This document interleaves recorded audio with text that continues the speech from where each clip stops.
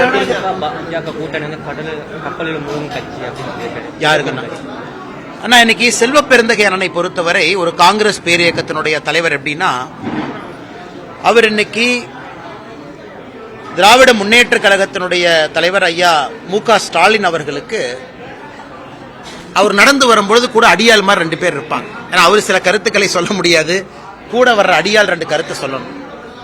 இன்னைக்கு live commentary கொடுக்கிற வேலையை தான் தமிழகத்தினுடைய காங்கிரஸ் தலைவர் செல்வ பெருந்தகை செய்யறாரு. செங்கோட்டையன் அவர் சொல்லிட்டாரா, ஓகே மூழ்கிற கப்பல். நேத்து வந்து அண்ணன் தினகரன் அவங்க கட்சி விட்டு போயிட்டாங்களா, என்டிஏ விட்டு போயிட்டாங்களா, ஓகே இது அப்படி, இவங்க இங்க போயிட்டாங்களா அப்படி, இதை மட்டும்தான் சொல்றாரோ தவிர தமிழகத்தில் 1008 பிரச்சனைகள் நடந்து கொண்டிருக்கிறது, அதை பத்தி பேசலாமே.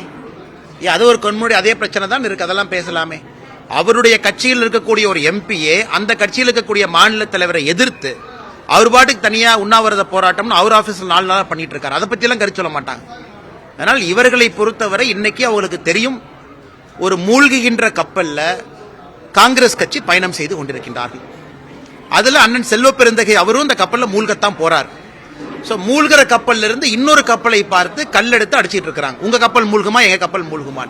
அதனால செல்வ பெருந்தகை அவர்கள் இந்த வேலையெல்லாம் விட்டுட்டு தமிழகத்தில் காங்கிரஸ் கட்சியை வளர்ப்பதற்கான வேலையில் அவர் ஈடுபட வேண்டும் என்பது என்னுடைய அன்பான அறிவுறுத்தல்.